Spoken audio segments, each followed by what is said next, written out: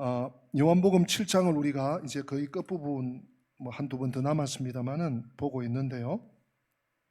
좀 아쉬운 장입니다. 요한복음 7장을 이렇게 제목하기는 조금 부담이 있지만 오해의 장, 소위 오해의 장. 예수님의 형제들이 예수님을 오해하고 사람들한테 좀 드러나야 될 거 아니냐, 세상에 좀 드러내라고 그렇게 오해했고요.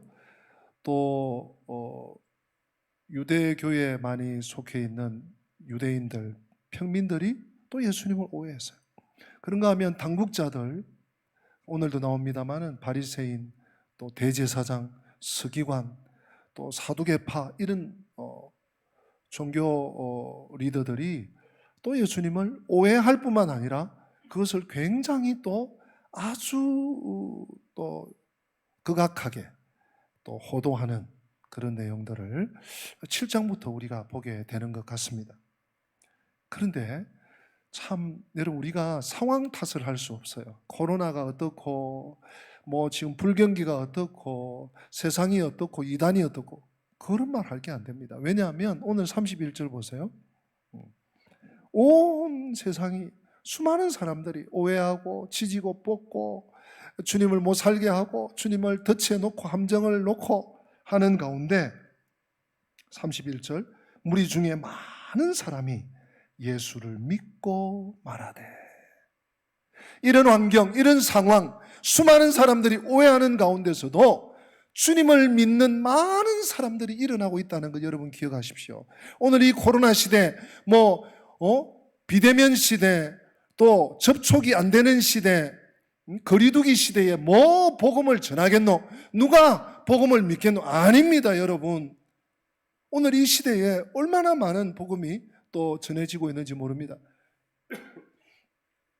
어제 식사하러 막 가려고 하는데 우리 친구 목사님이 영상을 하나 보냈어요. 제가 그걸 공유를 못했는데, 지금 전쟁 중에 있는 우크라이나에서 날라온, 하나님이 이 전쟁에서도 우리를 이렇게 지키시고 보호하시고 우리의 기도를 들어주셨다는 그 간증의 영상이 있더라고요. 여러분, 전쟁 중이라고 하나님이, 복음이, 말씀이 개입하지 않는 것 아닙니다.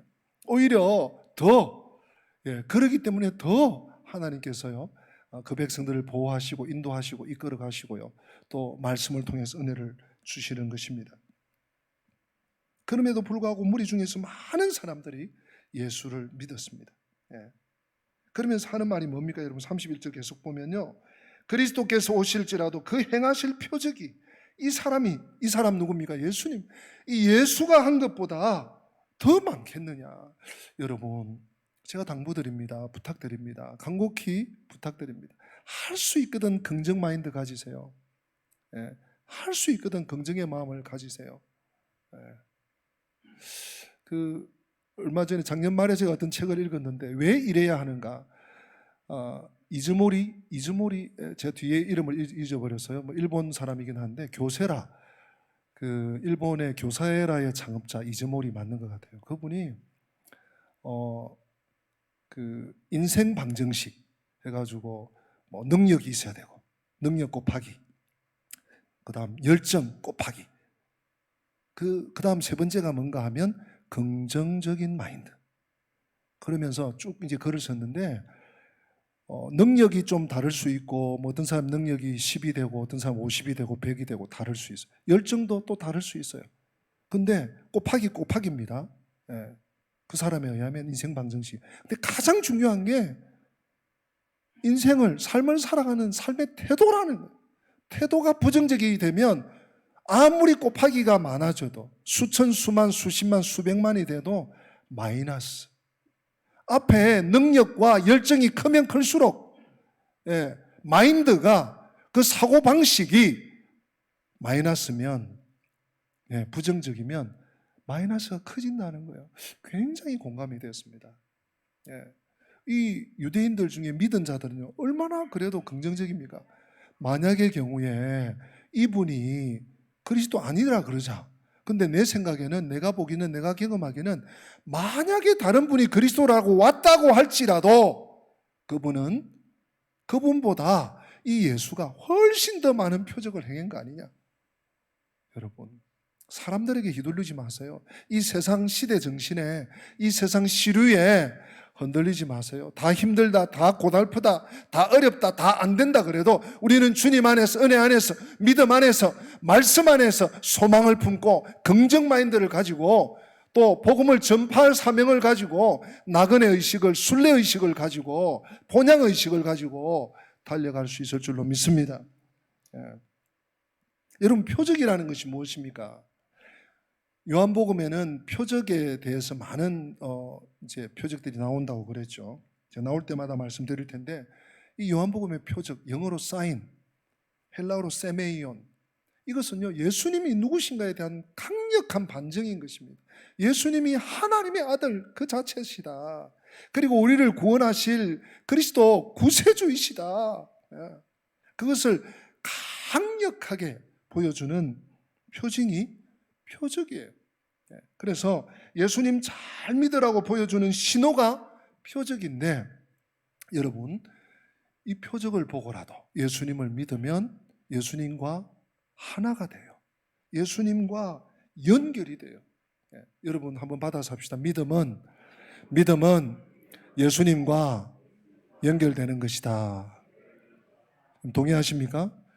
믿음의 사람은요, 긍정의 사람이요, 긍정 에너지가 있는 사람은 예수님과 연결이 돼요. 예수님과 연결이 되면 예수님과 하나가 돼요. 한 몸이 돼요. 일체가 돼요. 그래서 어떤 일이라도 감당할 수 있고요. 어떤 고난이라도, 어떤 환난이라도 극복할 수 있고 돌파할 수가 있습니다. 믿으면 표적을 보고라도, 참 오늘 이 31절에 고마운 사람들이에요. 그죠? 많은 사람들이 예수님을 믿었다. 근데 그 다음 이어지는 절이 우리를 좀 무겁게 하고 있습니다. 32절에 보니까 예수께 대하여 무리가 수군거리는 것이 바리새인들에게 들린지라. 이제 당국자들이 나와요. 대제사장들과 바리새인들이 그를 잡으려고 아랫 사람들을 보냈다. 지금 이 사람들이 얼마나 눈치가 빠른가 하면, 야, 우리 사람들 봐라, 이것 봐, 이러다가 대세가 예수한테 기울겠네. 야, 이러다가 우리가 밀리겠어, 안 되겠어, 잡아들여. 이 사람들이 예수님이 죄가 있어서가 아닙니다. 죄가 없는 것 분명히 확실하게 알아요. 그리고 예수님이 잡아들여서 신문하고 어쩌고 해도 죄가 안 나올 걸 알아요. 그러나 잡아들입니다. 왜요? 혹시 신문하다 보면 당신 그때 이런 말 했지, 말꼬리를 잡고 그 말에 또 문제를 삼을 수 있고요. 또 뭡니까? 포박당해가지고 뭐 신문 받으러 가고 재판석에 가고 이런 모습을 사람들이 보면 예수 뭐 사람들 많이 모은다더니 조금 이상하다 했는데, 그래, 아니땐 굴뚝에 연기가 나겠나, 그래, 그럴 줄 알아서, 이러면서 예수님을 범죄자 취급할 수 있다는 거예요. 이 당국자들이요, 이 수가 보통이 아니에요. 뛰어납니다. 여러분, 이 세상의 방식, 이 세상에 뛰어난 사람들, 여러분들 힘으로 당하려고 하면요, 당할 수가 없어요. 딱 당국자들, 대제사장과 바리새인들이, 야, 사람들 풉니다, 잡아들여. 뭐 때문에, 왜 잡아들이라? 하여튼 잡아와, 무조건 잡아와. 세상은 이렇게 치열합니다. 세상은 이렇게 음흉하고 무대뽀예요. 참, 그런데 말이죠, 오늘 본문 핵심 구절이 33절과 34절인데 우리 예수님은요, 너무 순진하세요. 너무 우리 예수님은 뭘 모르신다고 할까, 좀 이렇게 좀 답답한 것 같기도 해요.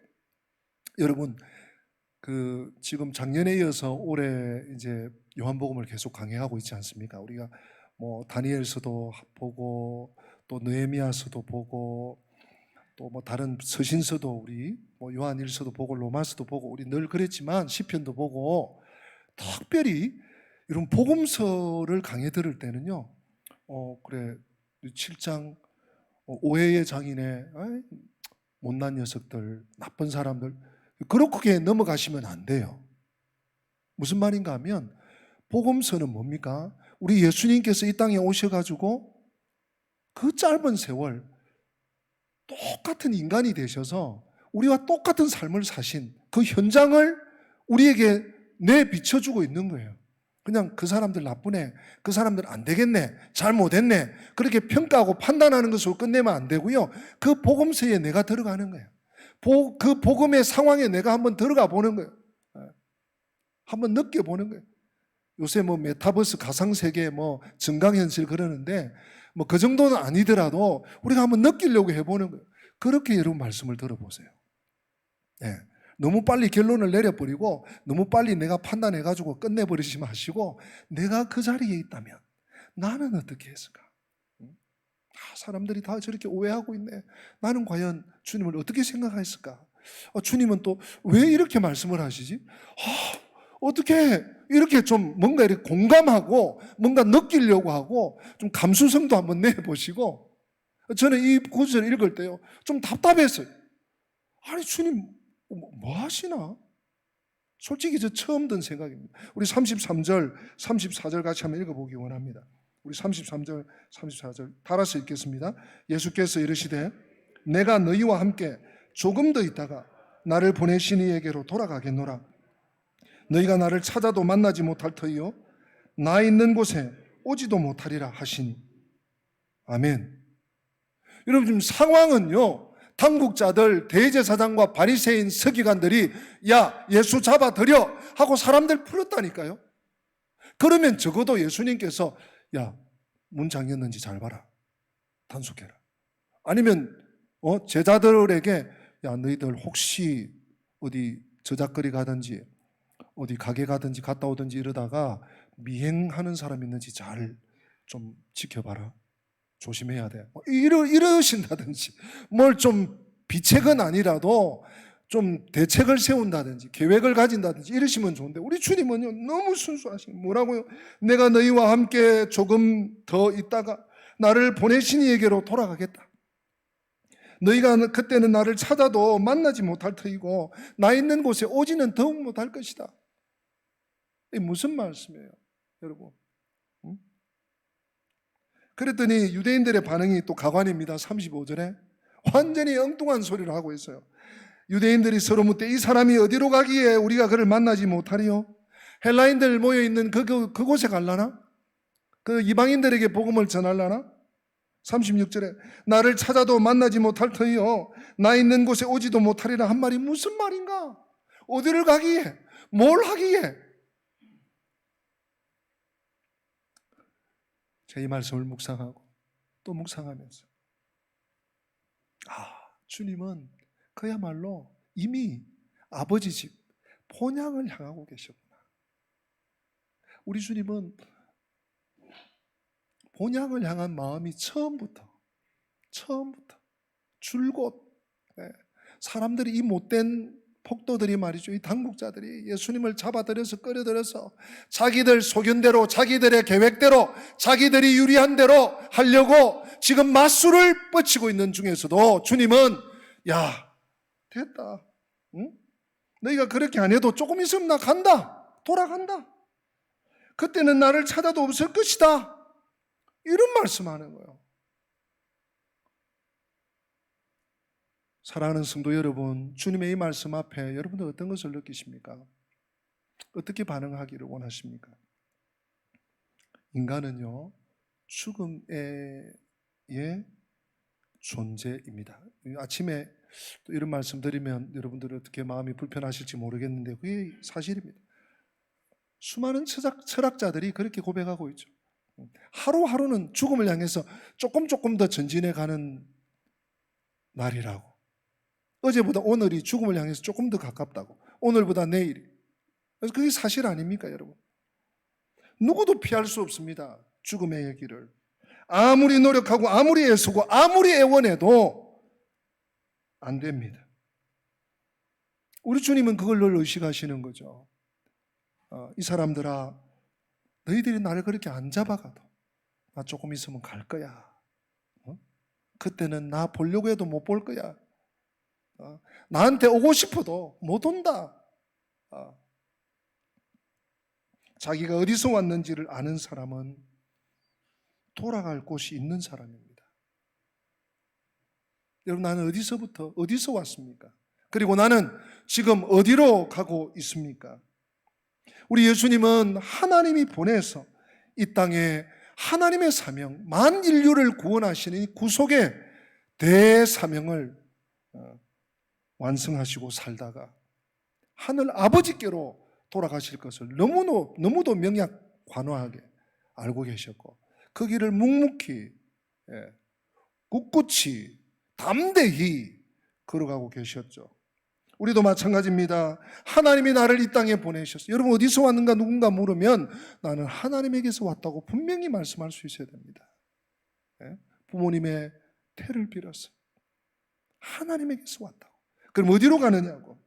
이 땅에서 하나님이 주신 사명을 살다가 그 사명을 마치면 죽어 하나님께로 돌아갈 거라고 분명히 이야기할 수 있어야 됩니다. 여러분 제가 전도서를 지금은 10여 차례 들으면서요 참 신기합니다. 성경을 여러 번 읽다 보면요 귀에 탁탁 들어오는 문장 혹은 단어들이 있습니다. 제가 지난주는 안 그랬는데 지난 주간에 전도서를 듣다가 계속 제 귓전을 때리는, 어제 듣고 오늘 듣고 또 다른 날 들었는데 계속 반복적으로 거기에 계속 제 귀가 머무는 것이 뭔가 하면 우매한 자의 마음은 잔치집에 있으나 지혜자의 마음은 초상집에 있느니라. 우매한 자의 마음은 잔치집에서 막 흥겹게, 그게 무슨 얘기입니까? 어리석은 사람은 잔치집에 가고 지혜로운 사람은 초상집에 간다는 얘기입니까? 그 말도 일리는 있겠지만 그 의미는 무엇입니까?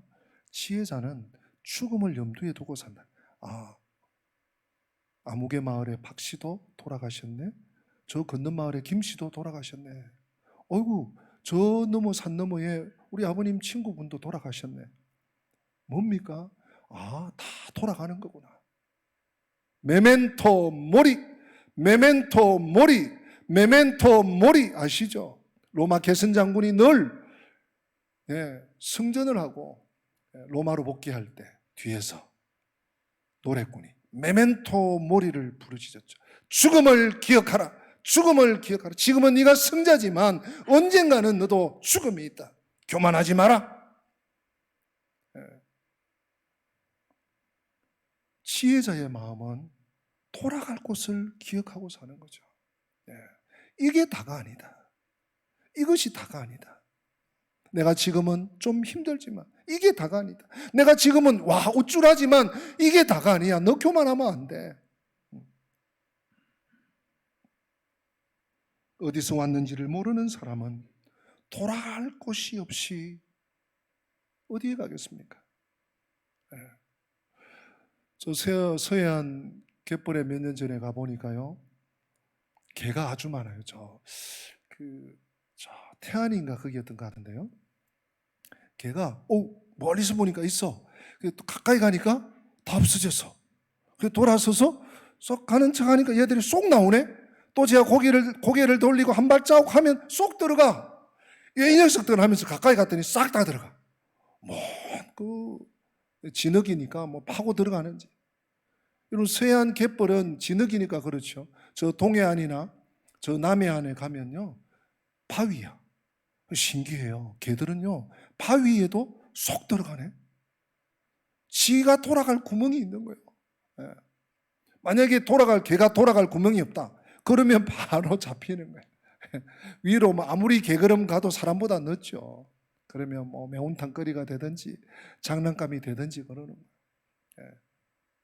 여러분 돌아갈 곳이 없는 인생 가장 비참한 인생이죠. 돌아갈 곳을 모르고 사는, 그것을 염두에 두지 않고 지금이 다인 줄 알고 사는 인생 가장 비참한 인생이 아닌가 생각을 합니다. 예수님을 오해한 사람은 예수님 오해하니까 믿지 않죠. 예수님과 함께 못 갑니다. 함께 갈 수가 없습니다.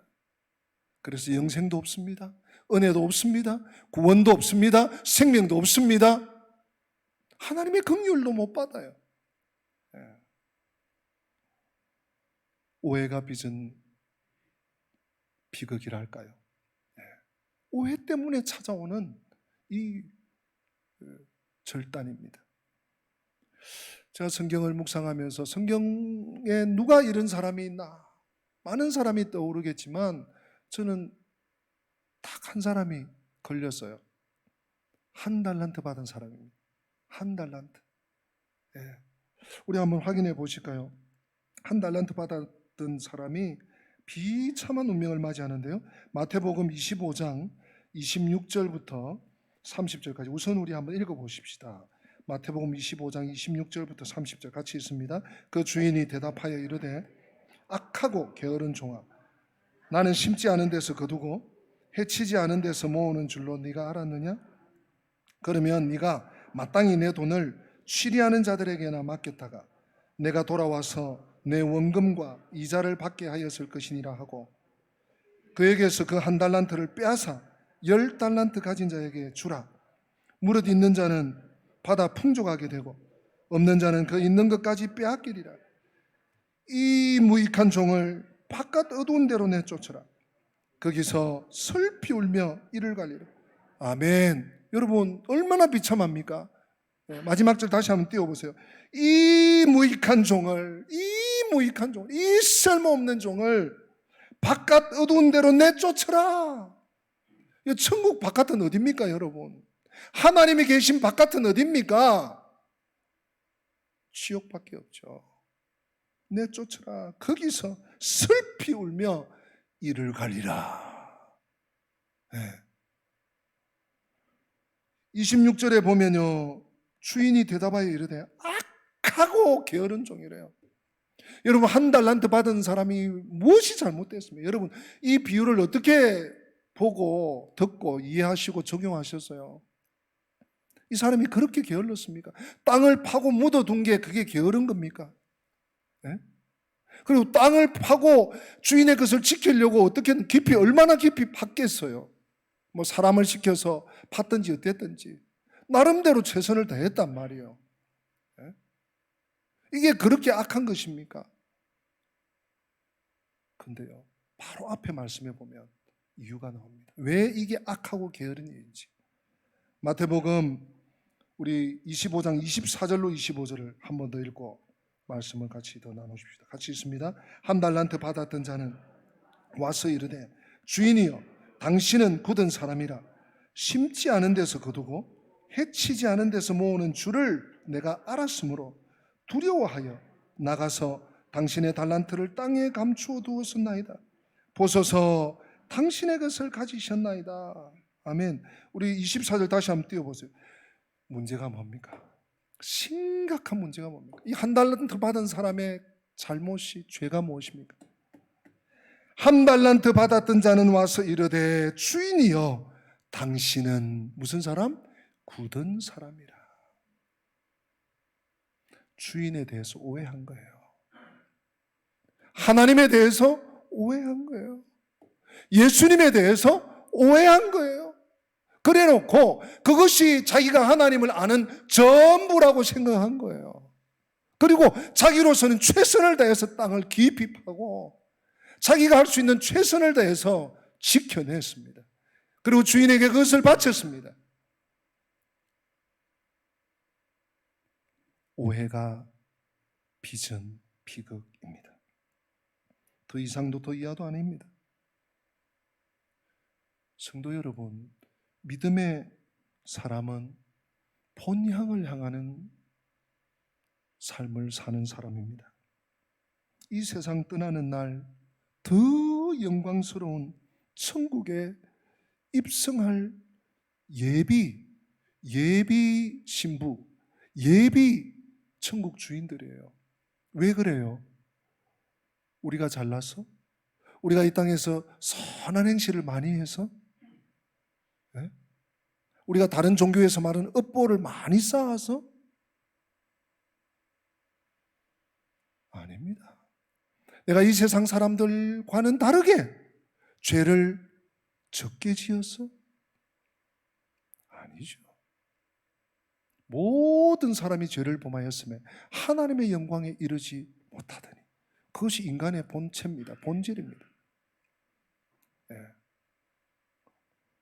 오직 하나님의 은혜로 그리스도의 그 구속의 그 사랑을, 하나님의 그 애끓는 사랑을 믿었다는 이유, 내가 하나님 백성이라는 사실을 믿었다는 이유, 이 하나 때문에 우리를, 여러분 한 분 한 분을 천국 백성으로 여기시고, 하나님은 지금도요 우리를 위해서 그 성을 예비하고 계신 줄로 믿으시기 바랍니다. 본향이 뭡니까? 여러분, 본향이라는 단어를 제가 찾아보니까요, 파트리스예요. 파트리스. 좀 기억해 주셔도 좋을 것 같아요. 파트리스. 어디 만화 영화에 나오는 뭐 제목, 사람 이름 같기도 하고요. 파트리스, 헬라어입니다. 이 파트리스는 어디서 왔는가 하면 헬라어 파테르에서 왔습니다. 파테르는 아버지예요. 네. 하늘에 계신 우리 아버지여 할 때 파테르가 쓰여져요. 파테르에서 파트리스가 왔어요. 그러니까 본향은 어딘가 하면 하나님 아버지 파테르가 계신 곳, 파테르가 준비하신 곳, 파테르가 우리를, 자녀들을, 자식들을 기다리고 계신 곳이 본향입니다. 예. 히브리서 11장에 보니까 이런 말씀이 있더군요. 여러분 잘 아시죠? 히브리서 1장 1절에 보니까 믿음은 바라는 것들의 실상이요 보이지 않는 것들의 증거니, 다시요, 믿음은 바라는 것들의 실상이요 보이지 않는 것들의 증거니 선진들이, 이 선진은 우리 믿음의 선배들을 말하는 것입니다. 믿음의 조상들을 말하는 것입니다. 성경 구약 시대에 나오는 모든 우리 믿음의 형님들, 누님들을 말하는 것입니다. 선진들이 이로써 증거를 얻었느니라 하면서 이 믿음장, 소위 히브리서 11장이 믿음장인가 아시죠? 히브리서 11장 믿음의 사람들을 쭉 열거합니다. 아벨, 에녹, 노아, 아브라함, 이삭, 야곱, 사라. 예, 구약의 모든 인물을 대지는 못해요. 왜냐하면 너무 많기 때문에. 이 믿음의 조상들을 언급한 후에 13절에 뭐라고 하는가 하면, 이 사람들은 다 믿음을 따라 죽었으며 약속을 받지 못하였으되 그것들을 멀리서 보고 환영하며 또 땅에서는 외국인과 나그네임을 증언하였으니. 여러분, 외국인으로 한번 살아보셨습니까? 저는 짧지만 영국에서 한 1년 반 정도의 외국인 생활을 한 적이 있어요. 뭐 짧게 선교지 뭐 며칠씩 몇 주씩 다녀온 거 말고요. 전 또 가장이잖아요. 어쩌든지 식구들 안 굶겨야 되고, 마트에 가서 뭐 빵도 사와야 되고, 우유도 사와야 되고, 감자도 사와야 되고, 영어는 한마디도 안 돼. 이 긴장, 이 텐션, 이 누름이요, 제가 그때 목 디스크가 온 것 같아요. 이렇게 돌아볼 수 없는, 운전을 하는데 이제 뒤로 후진할 땐 그 차에 이게 없으니까 이게 돌아봐야 되거든요. 못 도는 거예요. 이게 이거밖에 안 돼. 이게 너무 이게 굳어져 가지고, 예, 툭하면 홈오피스에서 뭐가 와가지고 뭐 당신들 비자 확인해라, 뭐 어디 나와라. 이거 어떻게 잘못하면요 금방 또 나가야 돼. 출국 당해야 돼. 여러분, 지금 우리나라에 와 있는 제3세계의 노동자들, 또는 결혼해서 또 남편을 따라온 우리 외국인 여성들 혹은 남성들, 아이들 정말 귀하게 여기셔야 됩니다. 예. 얼마나 텐션이, 얼마나 긴장이 많은지 몰라요. 예. 코로나를 우리가 같이 겪고 있지만 그분들은 2배, 3배 더 위협을 느낀대요. 왜냐하면 이 사람들은 코로나 걸리면 출국돼야 된대요. 강제 출국. 결혼해서 집을 이루고 있는데도 출국돼야 된대요. 그럴 수 있대요. 그래서 오고 싶어도 못 오는 그게 훨씬 더 많다는 거야. 그런데 우리 믿음의 조상들이 이 땅을 살면서 외국인과 나그네로 살았다. 그러면서 오늘 똑같은 단어가 3번 나오는데 여러분 읽으면서 한번 확인해 보십시다. 우리 14절부터, 히브리서 11장 14절부터 16절까지 여러분 똑똑히 한번 읽어보시기 바랍니다. 시작. 그들이 이같이 말하는 것은 자기들이 본향 찾는 자임을 나타냄이라. 그들이 나온 바 본향을 생각하였더라면 돌아갈 기회가 있었으려니와 그들이 이제는 더 나은 본향을 사모하니 곧 하늘에 있는 것이라.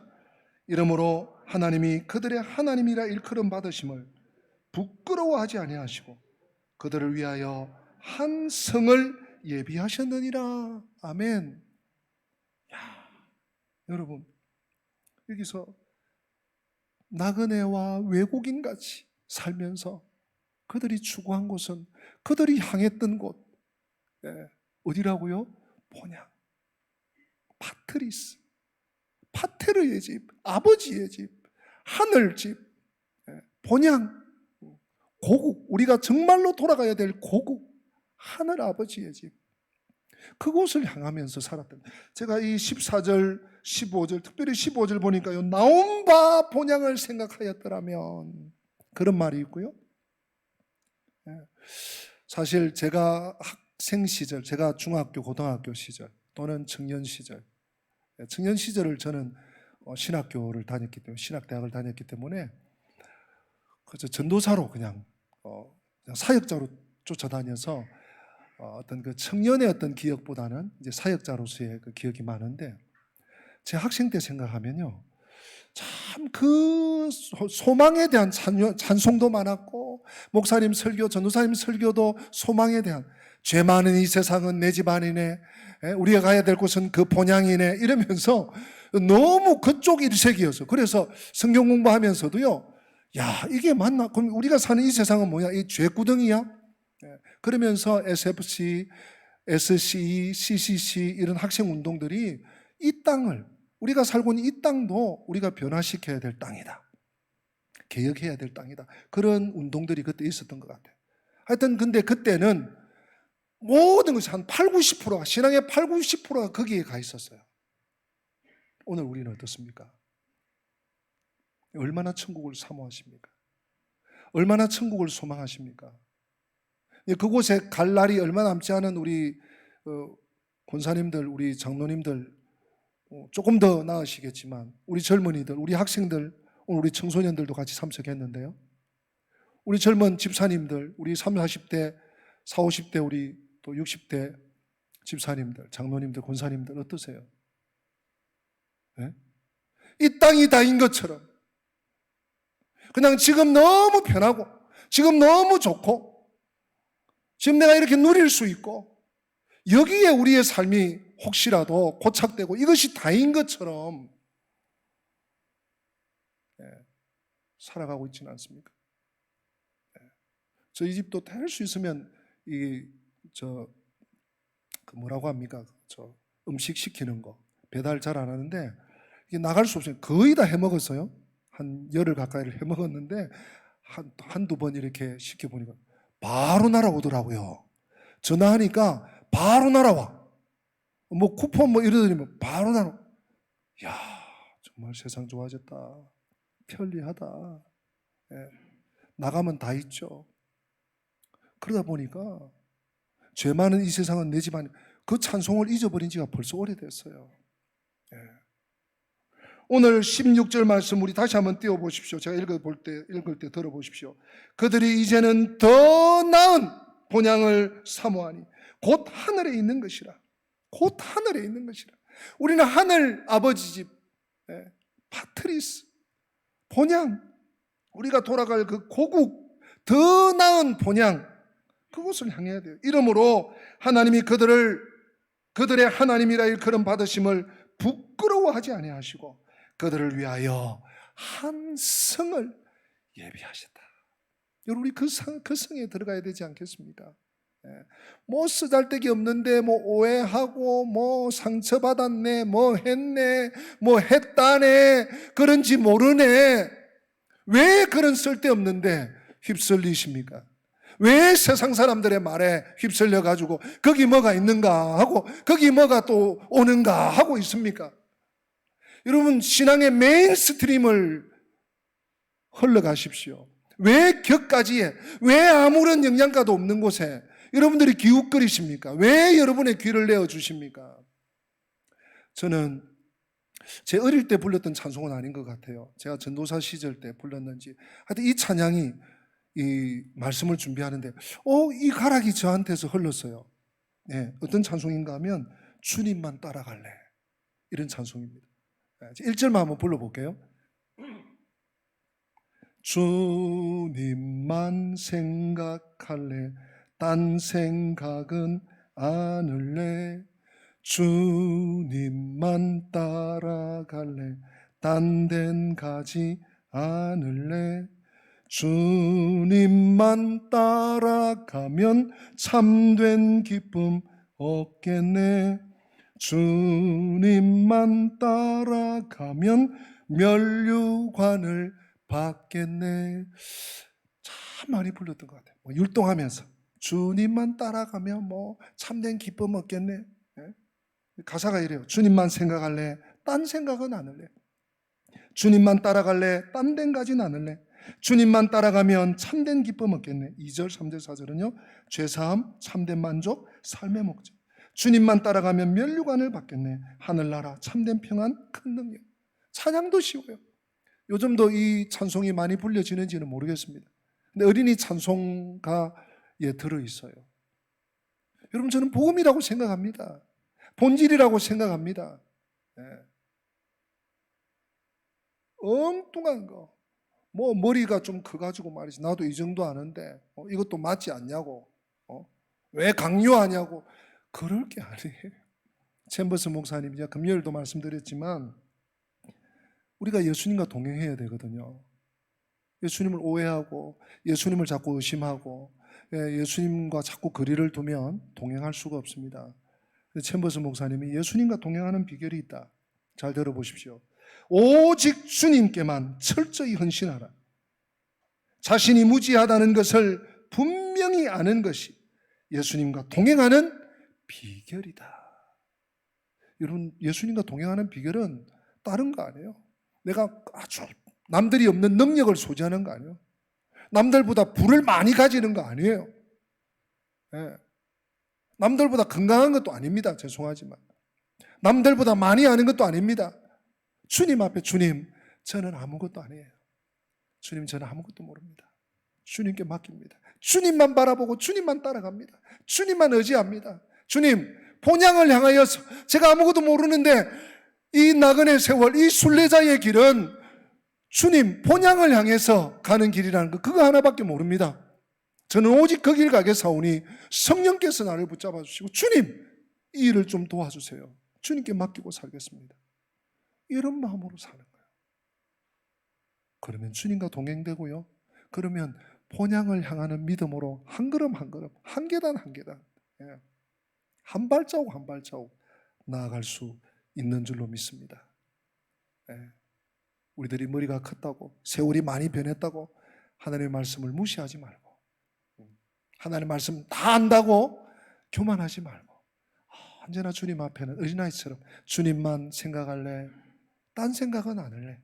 주님만 따라갈래, 딴 데는 가지 않을래. 주님만 따라가면 참된 기쁨이 넘쳐. 주님만 따라가면 면류관이 준비되어 있어. 이 어린아이 같은 신앙 가지고 끝까지 이 순례의 길을, 순례자의 길을 믿음으로 따라가는 저와 우리 2부 예배 참석하신 우리 영광의 가족들 다 되시기를 주님의 이름으로 부탁드리고 축복합니다. 우리 다 함께 기립하십니다. 오늘 말씀 마음에 우리 새기면서 순례자의 노래 찬양합니다.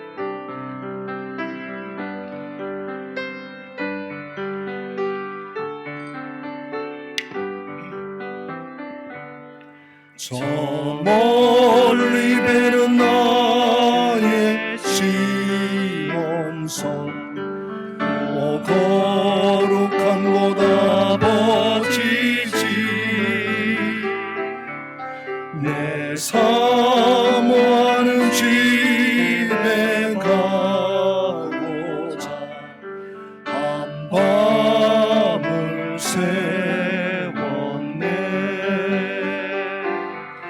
저 만만한 바다 위에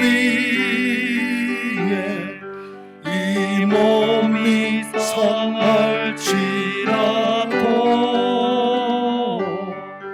오늘은 이곳 내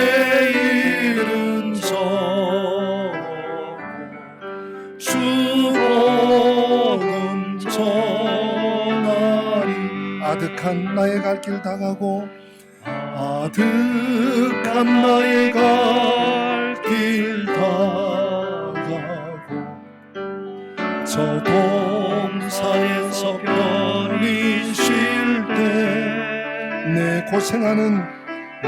고생하는 모든 일들 주께서 하시리.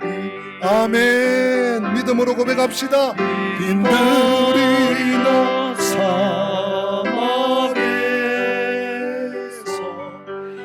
이 몸이 곤날지라도 내 주 예수 날 사랑하사 날 지켜주. 우리 다시 한번 고백합시다. 오 내 주 예수 날 사랑하사 오 내 주 예수 날 사랑하사 날 지켜주시리. 날 지켜주시리. 날 지켜주시리. 이 시간 우리 한번 합심해서 기도했으면 좋겠습니다. 우리 계속 반주해 주실 때 우리 인생길은 여러분 인정하든 인정하지 않든 나그네의 길입니다. 외국인같이 살아야 되는 삶입니다. 우리 인생길은 순례자의 길입니다. 혹시 이곳이 종착역인 줄 알고 이때까지 살아왔습니까? 여기서 얼마나 더 잘 살고 얼마나 많이 누리고 얼마나 많이 가지고 얼마나 많이 권세 가지고 살려고 하셨습니까? 아닙니다. 우리는 당도해야 될 길이 있습니다. 본향을 향하여서 파티스로 향해서 가야 됩니다. 주님, 순례의 길을 끝까지 담대히 감당할 수 있도록 믿음을 다하여 주시옵소서. 은혜를 주시옵소서. 주님만 붙잡고 살게 하여 주시옵소서. 여러분 입술로 1, 2분 동안 기도하십니다. 살아계신 하나님 아버지 은혜를 감사합니다.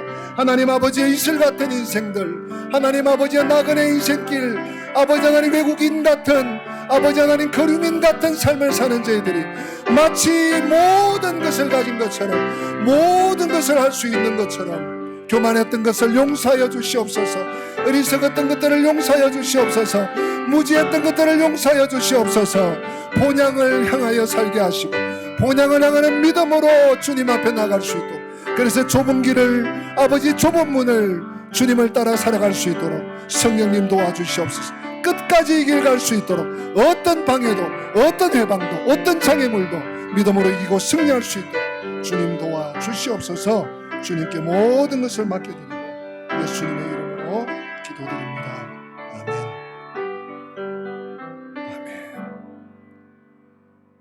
주 예수 그리스도의 은혜와 하나님 우리 아버지의 어제나 오늘이나 영원토록 불변하신 그 크신 말로 다 할 수 없는 사랑과 성령님의 교통하심이 우리의 삶이 이곳이 아니고 우리의 인생 종착역이 이 땅이 아니고 저 하늘나라 아버지 집 천성 본향에 있음을 알고 잊지 않고 망각하지 않고 또 교만하지 않고 어떤 방해에도 어떤 장애물에도 휘둘리지 않고 그 길을 향해서 본향을 향하여 나아가는 믿음으로 살기 원하는 주의 백성들 머리 위에, 저들의 가정과 앞길 위에, 우리 교회와 민족과 열방 위에, 북한 동포들 위에 지금부터 영원토록 함께 계실지어다.